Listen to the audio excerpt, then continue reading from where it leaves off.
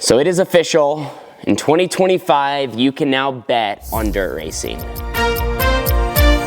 Well, good afternoon, ladies and gentlemen. We are here in Southern Oregon at our Holmes family racing shop. You can see some of my equipment behind me, and the 2025 racing season, it's coming up here very, very quick. I feel like the days are flying by, the weeks are moving, and before we know it, our season will be underway. And we got lots going on here in the shop. We got more work to do, of course. Luckily, we have a little bit of extra time because I'm going to be starting the year out in the Tarleton Motorsports number 21. The 18T will be coming out about the end of May, so we still got lots of time, but still lots to be done as well.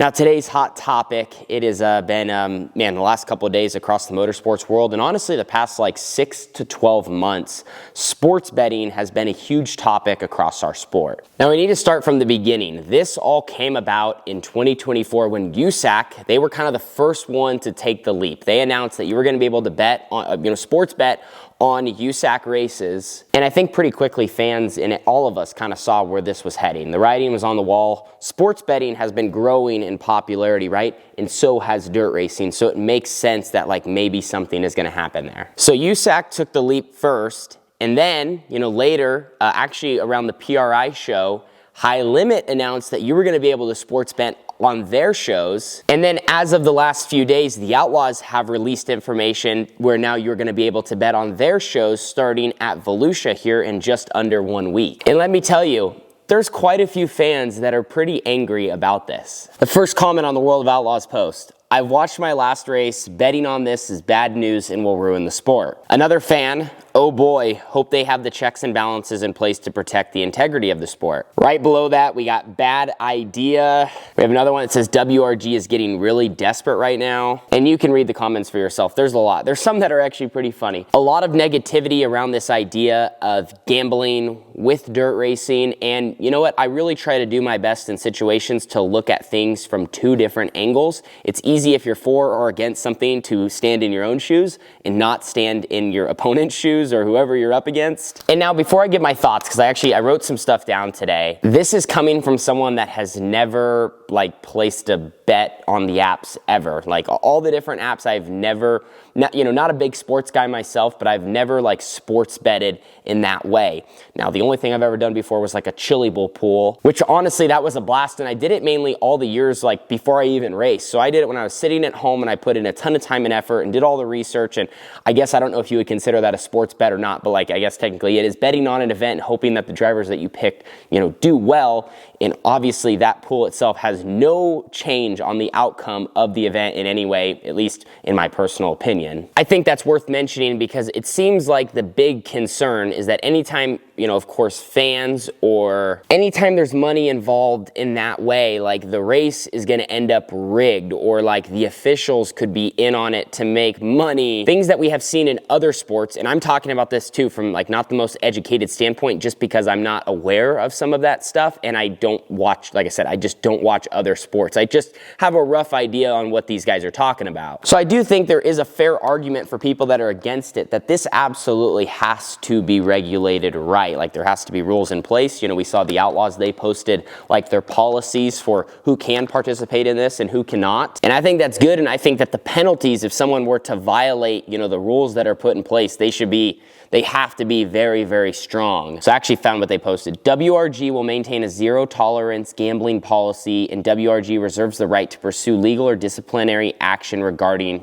violations of the policy. Which, like I said, I think with this, the penalties, if a driver or someone involved, like I said, that fits their description of people that cannot participate, were to violate or there was ever something to come up, the penalties have to be as stiff as possible. I think we can all agree on that. That's probably some common ground across the entire sport. So I get where, some fans are coming from and people that are worried about this, but let's talk about what could be some of the pros of introducing this into the sport and kind of letting it grow with us as we, hopefully soar up in the future. One of the main things we're seeing kind of of float around is the opportunity for more revenue, you know, right? Like you are able to place these bets. It's bringing more revenue into dirt racing. I think kind of the backside of that though is, you know, is that revenue going to be distributed, you know, in the right ways? You know, when I think of more revenue, and I got to give credit, I think David Gravel was the one that kind of, I saw him post this right as they were all talking about it a day or so ago, but you know, he was talking on like the revenue maybe going to the tracks to support them. Like as I think of more revenue in the sport, like I would be on the same page.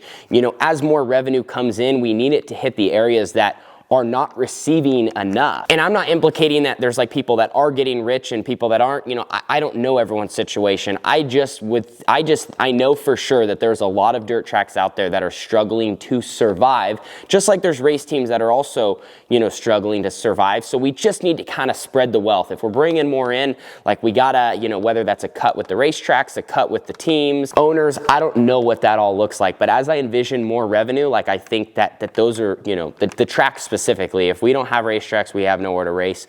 And so I feel like they're the top priority in all of this. However, it gets, you know, continues to get more involved, but they need to reap some benefits from it. Another pro, and like I said, this is kind of coming from someone, and I tried doing some research and I tried getting on some of these apps just to look, but like racing is not like, for example, in basketball or football or baseball, where you have like a 50-50 deal, right? You have, you know, one team versus another. There's 24 cars out there. There's a lot of different outcomes, and I just feel like with it not being more of a 50-50 ordeal, so like to me that doesn't worry me as much, like I said, with dirt racing, just because there is so much more going on. And honestly, the race plays out for the most part, and at the highest level, the officials are just there kind of to enforce rules. But as far as the race, like the race plays out the same, or is going to play out in some way, whether those officials are there or not, right? Because they've tried to eliminate as many judgment calls as possible at the top level. The drivers got to just go out there and put on their show. And don't get me wrong, there are situations from time to time where the officials could lean one way or lean the other, but I don't know, like I just think in dirt racing, it's hard to compare it to stick and ball sports. So that's kind of the perspective that I'm coming from, and I feel like that the Outlaws and High Limit have, you know, the best of the best officials in place, and in other sports you could say have that too, but I don't know. I feel the best way I could put it in dirt racing, like doesn't mean it couldn't happen. I just, it feels like less of a concern, you know, compared to some of the other sports. Another pro that I wrote down, more fan engagement. You know, I think that obviously people love to maybe put a little money on the line and see if they can get more back and earn through sports betting. But I know, like I mentioned, doing that Chili Bowl pool, it made it way more fun to watch the race. And I think it's another situation, like people that do this all the time with other sports, like they're going to do it with racing if they're a fan, and if they aren't, they aren't. So it like just doesn't have, it has zero effect in that way. And that leads me kind of the next thing I wrote down, you know, it could just bring in more fans, people that enjoy doing this and watching and placing a little money on the line. And as I look through all this, like maybe I'm wrong, but kind of what I wanted to say, and I was kind of jumped on my other platforms and immediately this was kind of my stance, but I just feel like fans, and I think all of us, not just fans, but drivers, crew members, owners, track owners, people in the series, which obviously they are because they're the ones kind of implementing this, but I feel like we just have to be open-minded. You want to say something that could get you attacked in this sport, just because there's a lot of people that are very, very traditional. But I feel like we have to be open-minded. Like seriously, the sport in the times of the world, like things are changing. There's new outlets, there's new ways to promote, there's new styles and things that you can do at events. And like I said, the world is just changing, and whether you like it or not, it's important to be open-minded about it, because like I said, this could just be a new way to kind of maybe grow the sport. And hey, let's say maybe it flops. Well, it flops and we're right back where we were. But I think like doing the same thing forever and ever and ever, and then watching the sport as it's like kind of moving in different places and things are getting more expensive and it's tougher to be involved from every aspect. Like I said, whether you own the track, whether you own the series, whether you own the equipment to race, or you're a fan that's trying to support it every week. I'm starting to go off on a rant, so I'll stop now. But anyway, I just think it's important for all of us to be open-minded, and as new things are thrown at our sport, like you just have to try to look at it from all angles and then maybe decide, hey, maybe you still think something's stupid and like we shouldn't do it. That's okay. I just think that there's a lot of us that are quick to kind of jump the gun and